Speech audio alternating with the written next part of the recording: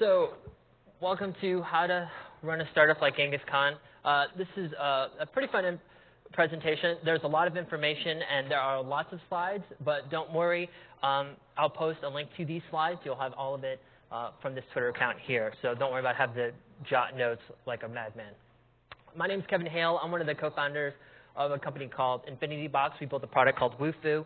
For those who don't know, Fufu is just a simple contact form builder, online surveys, event registrations, and power simple online payments. Last year, we were acquired by SurveyMonkey, and I'm actually here as part of one of the sponsors of the Barcamp tour. So we're a batch of 4 companies banded together to help make Barcamps a lot more awesome and give back to the community whenever we can. This is one of the very few portraits that we have of Genghis Khan. When he died, he was 66 years old, and he was fighting alongside his men.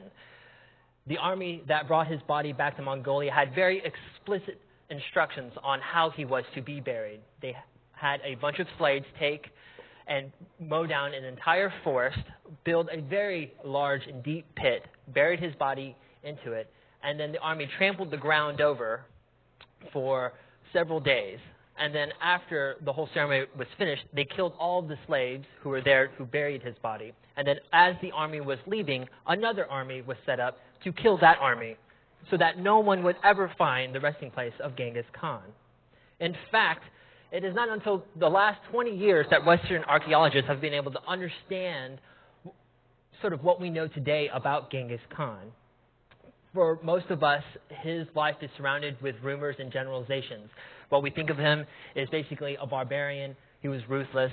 He was a fierce warrior. He was merciless. He had sex with lots of women, and those women had lots and lots of babies.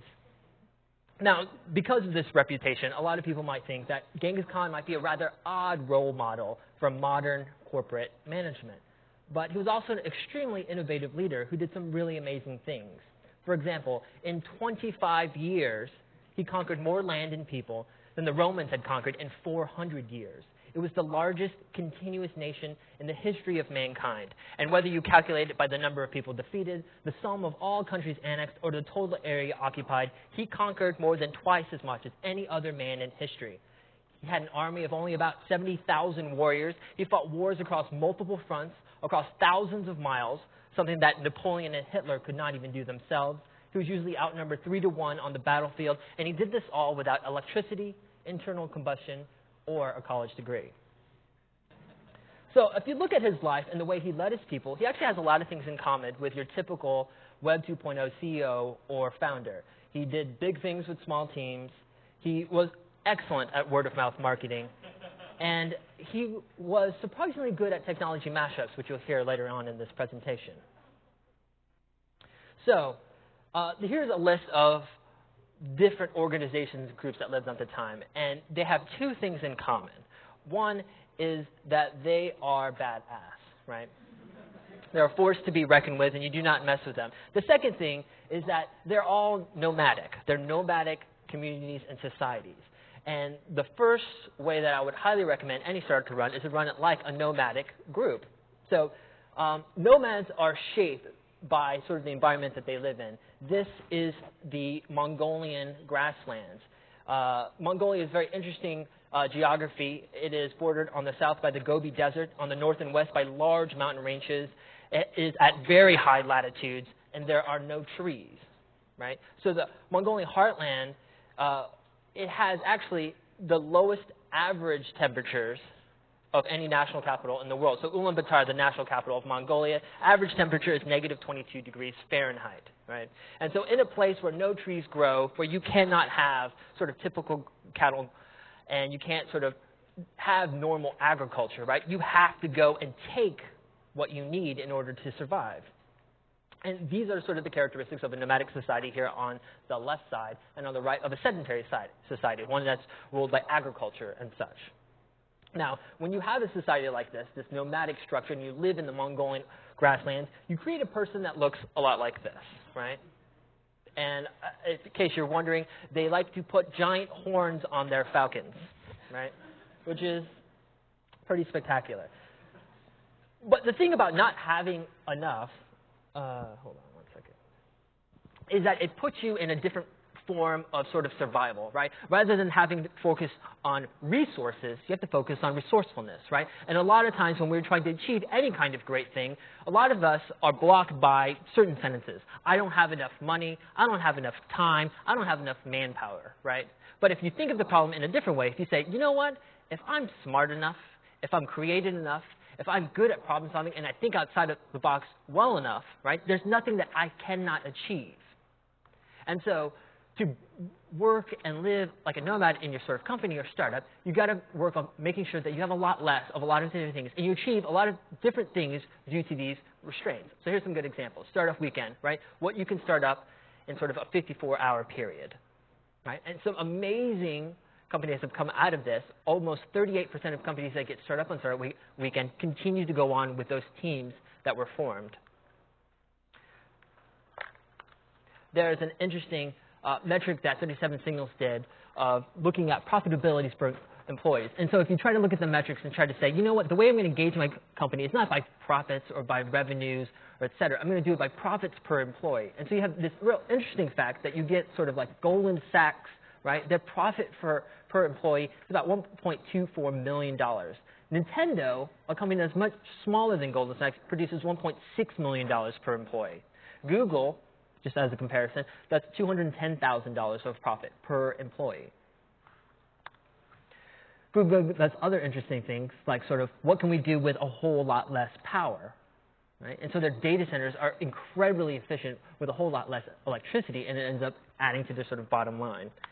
There's competitions like this, like the 10K, which is say, hey, you know what? Let's limit the amount of code that you can write, and what can you do with this, right?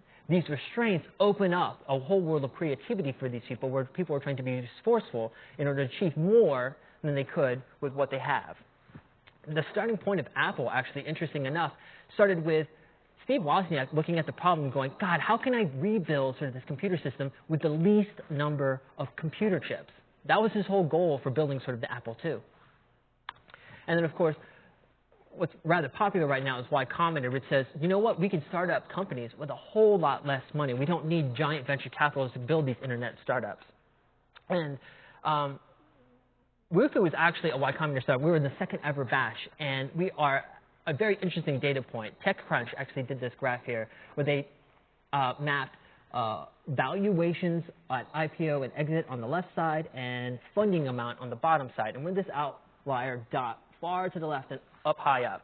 And so the average startup, according to their graph, raises about $25.3 million and returns to the investors 676%.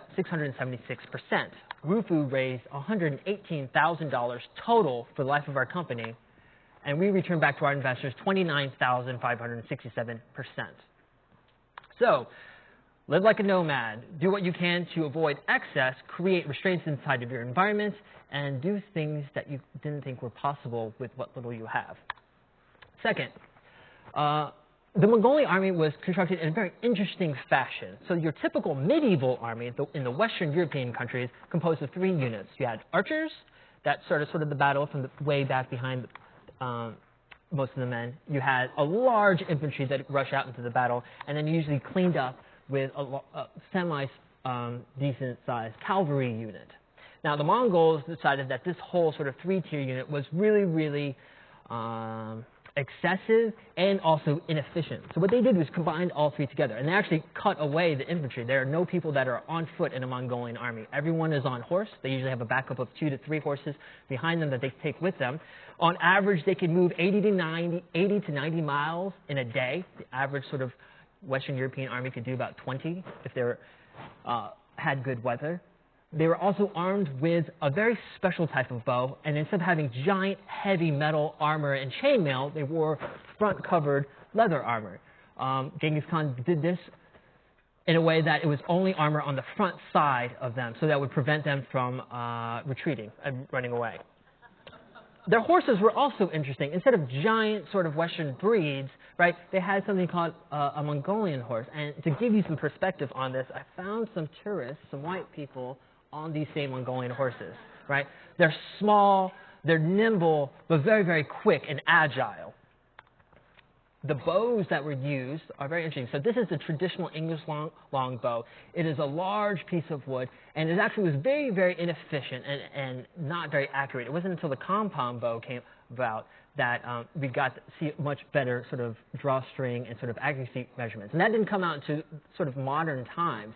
The Mongols, though, at the time, had built something called the composite bow. It was made out of wood birch and mountain sheephorn. And what was interesting about it is that it could have a draw weight pull string of 100 to 166 pounds, which was way more than the 70, 80 pounds of draw weight that you needed to pull on an English longbow, or that you could get on an English longbow. And therefore, it shot farther and more accurately. You can get up to 350 plus yards with a composite bow like this, whereas the English longbow could only shoot at 250 yards. So these would be men who could ride on horseback, moving around agile, and then shoot at people while running away from them at farther distances and with greater accuracy.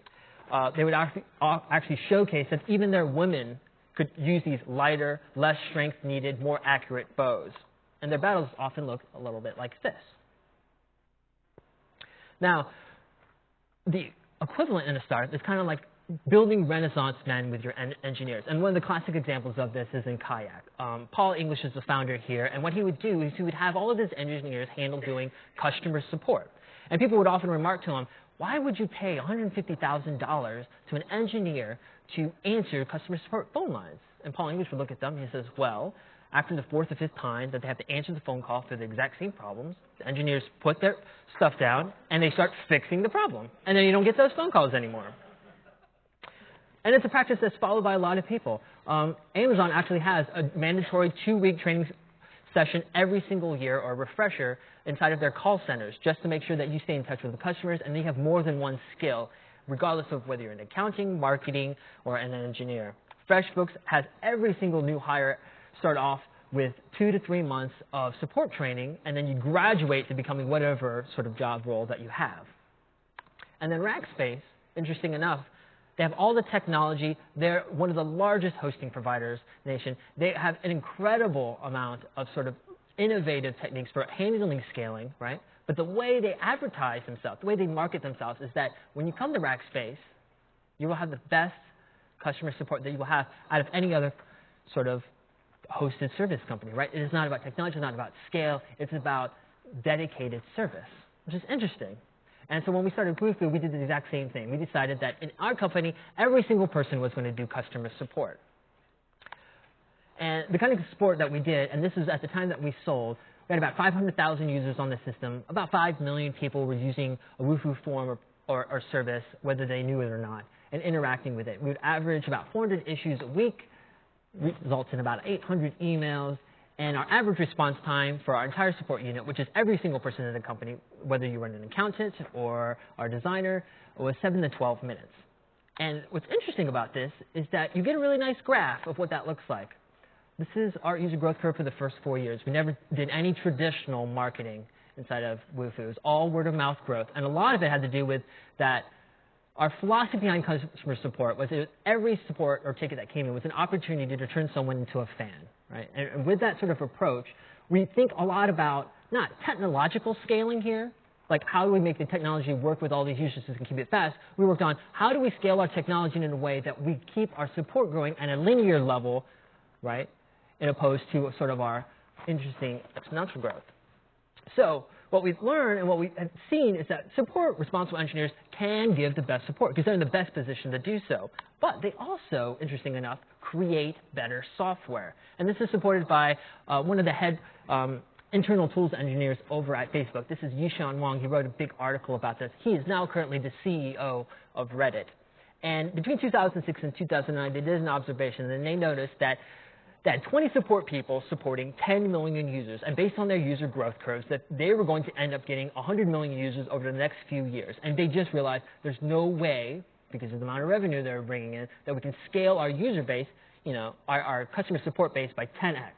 So the internal tools teams immediately went in, worked with the people, and worked on how do we make our tools so that we can more efficiently handle these support issues at scale. And in the end, they were able to figure out how to scale so that 325 million users on Facebook could be supported by only 60 people. Wufu, most of the things that we built behind the scenes were things that users never saw, right? And they were all things dedicated to this. So obviously you have basic internal tools like this. This is an open source project that we did called the PHP Quick Profiler. Allows you to load up on any page, gives you quick access to the queries, the speed, the database, what's going on, to help you diagnose problems very, very quickly on the DevOps end. But our tools were simple. We kept things and process at a minimum. We had a shared Gmail account. We just tagged things to alert it to which developer would be assigned.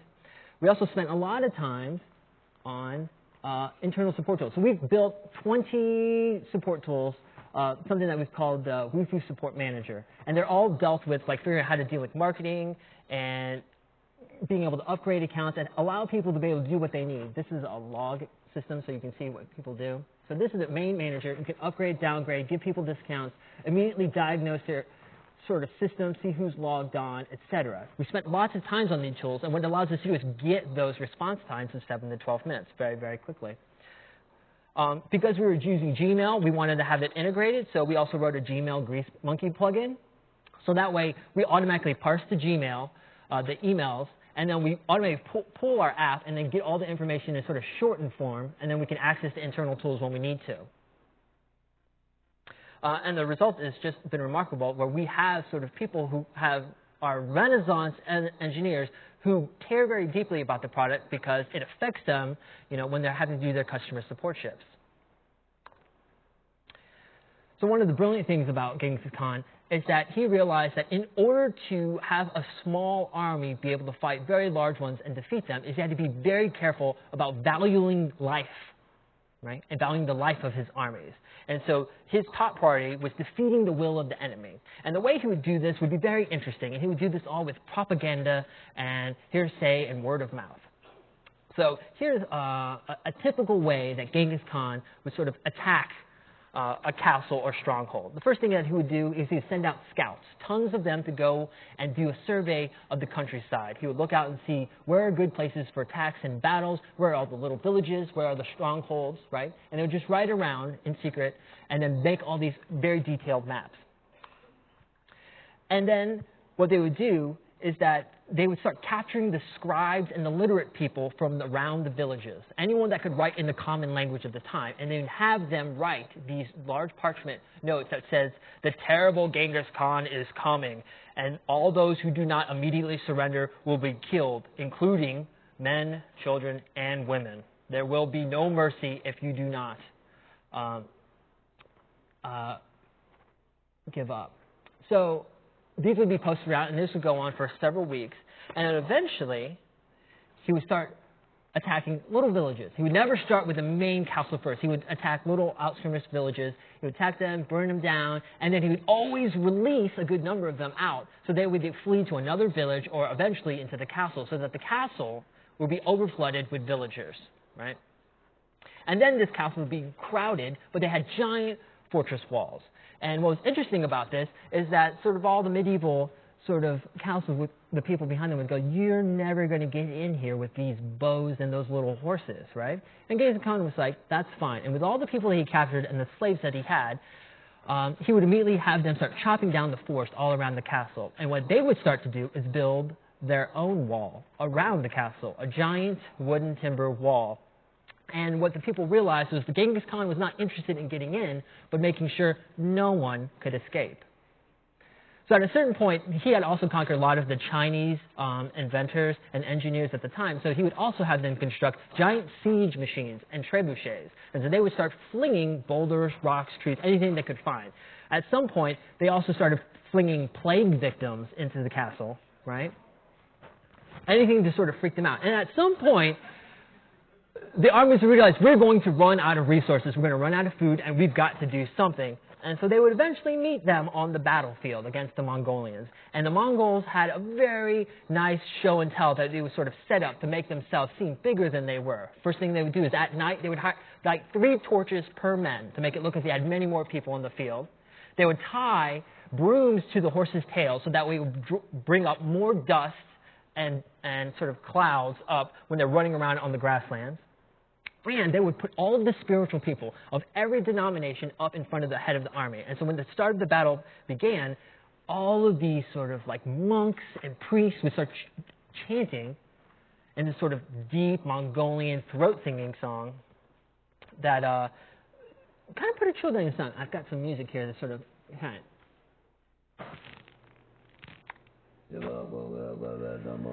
And what was interesting, they also had huge drum lines, magnificent drum lines that was set up to just like freak the people out, right?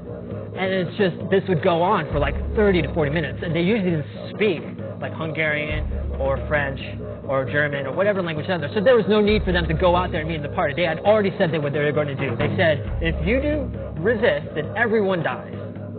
And so this would go on, and then at a certain point, that would be unexpected, there would be complete silence. And they would just face each other for about 10 minutes.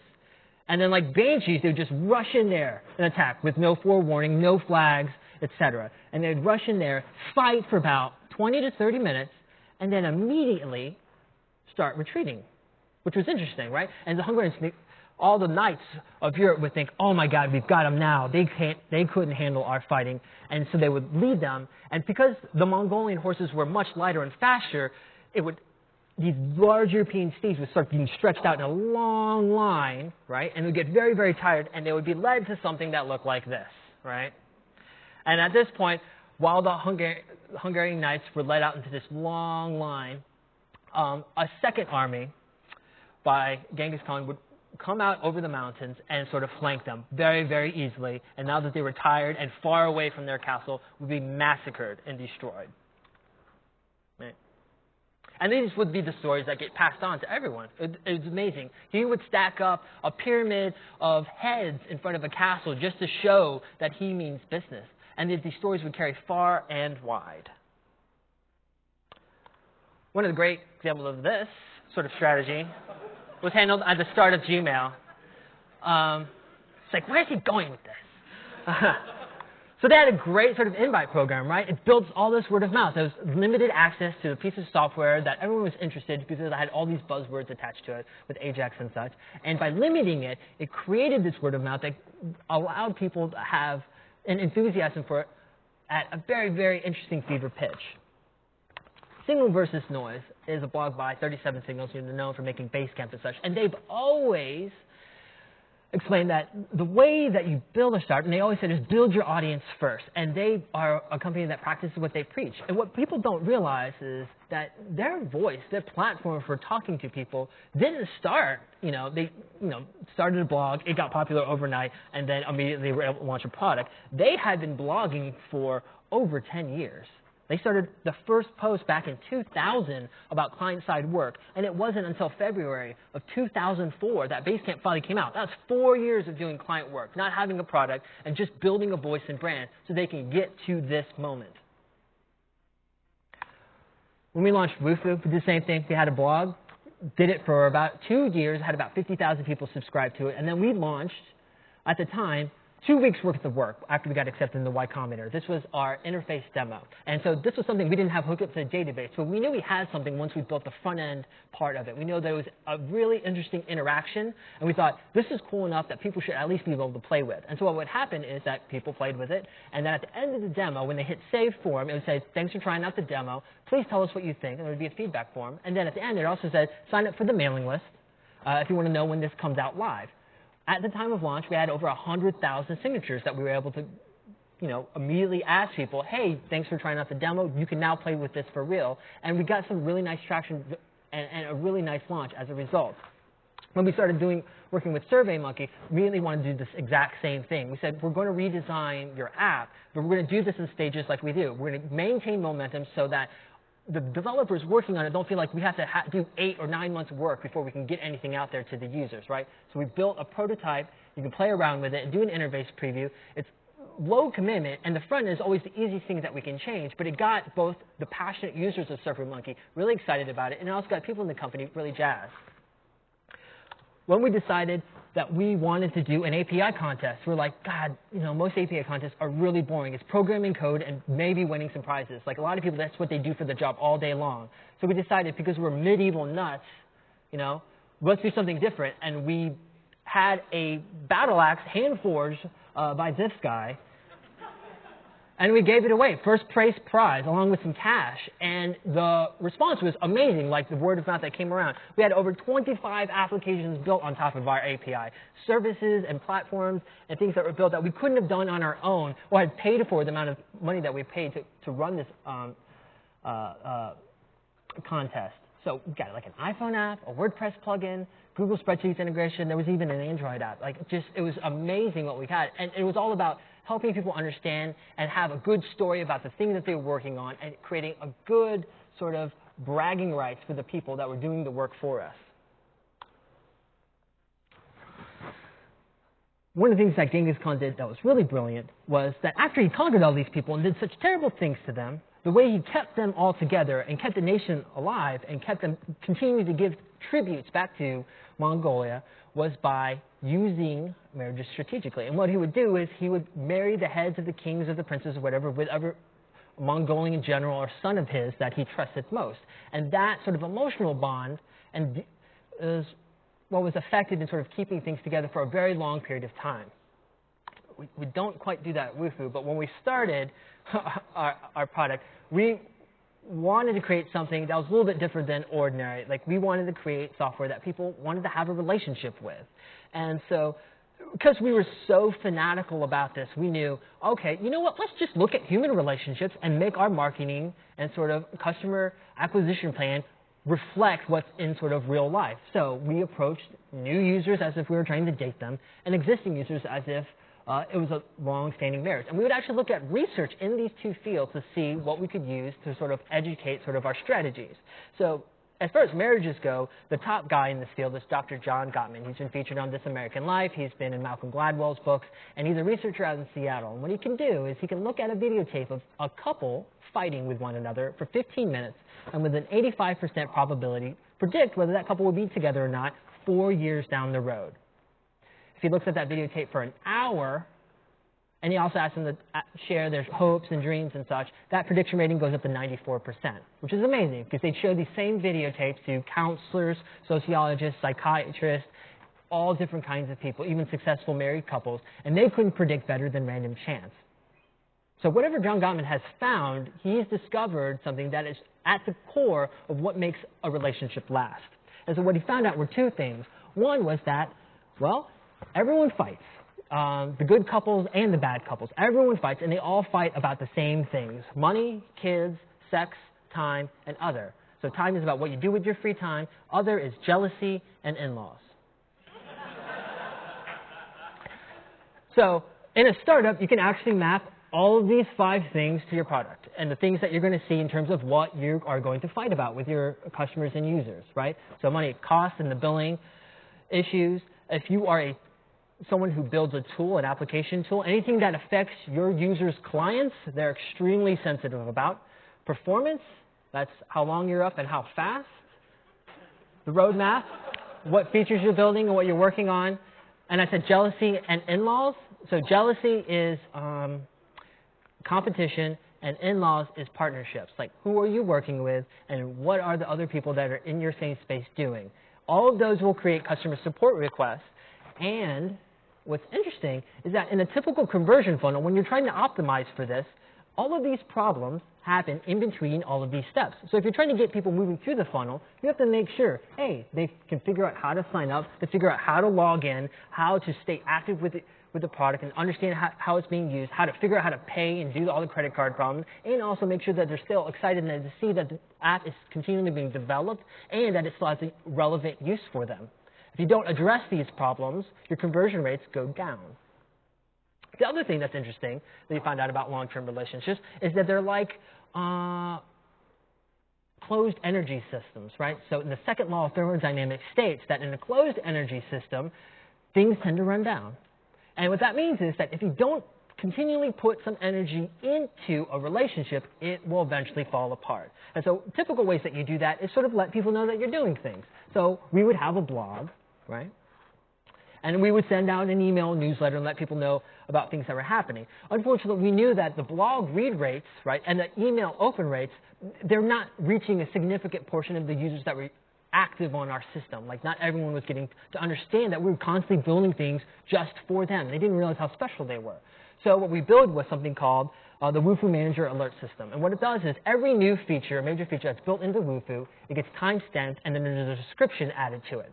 And then what we do is when the user logs in, we compare the last time they logged in with when the feature was released. So every time you'll get a customized view of, hey, since you've been gone, here are the features that we released.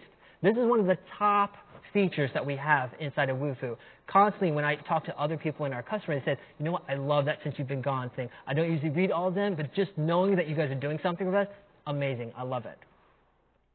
The other thing that we do is to make sure that in addition to every one of our engineers and employees doing customer support, helping the people that pay their paycheck, we also say that you have to also take time to say thank you to the people that are paying your paycheck.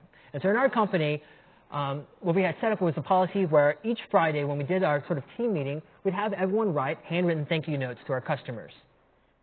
And what's sort of interesting about this is that these are actually Flickr posts from other people who are posting up, loving these handwritten thank you notes from people. And you see these are not fancy pants, right? These are a dinosaur sticker put on like an index card and then handwritten with like engineer scribblish, right?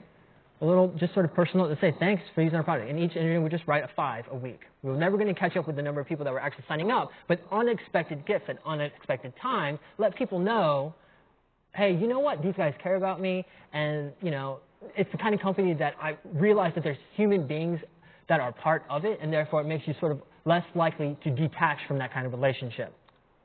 We also built lots of interesting games around this sort of setup.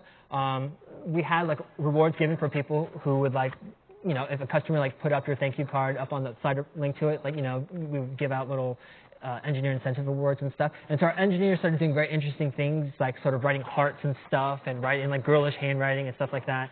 And it was a lot of fun. And it built this level of humility into our application that our employees always understood that, like, behind the scenes, you know, it's easy to be detached and just focus on the engineering problem. But at a fundamental level, what makes what you do possible, what makes doing something exciting and interesting was someone in some place, in some location, that could receive a letter.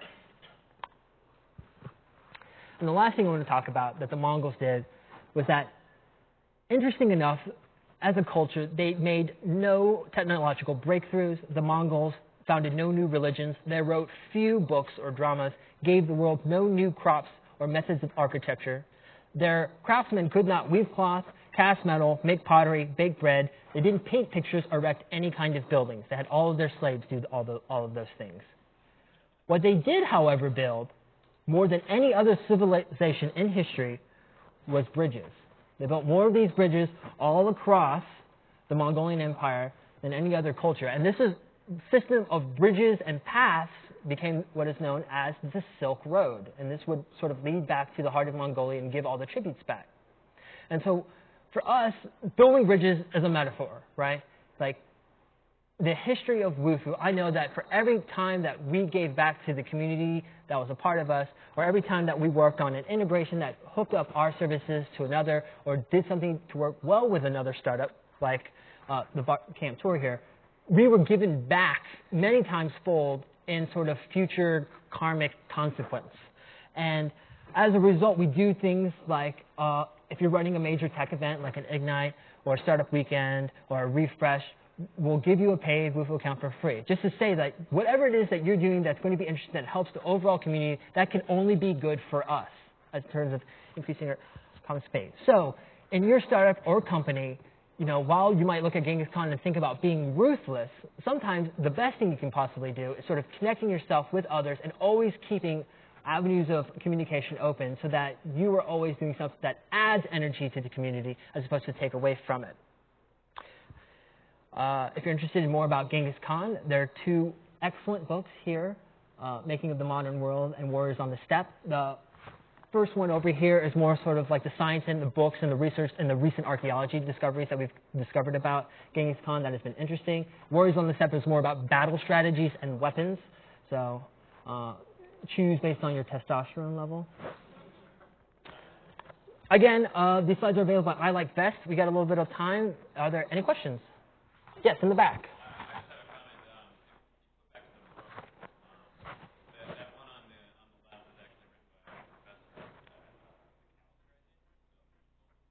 It's fantastically written. It's filled with a lot of drama, and it's pretty cool. Nothing else? Okay, let's shoot it.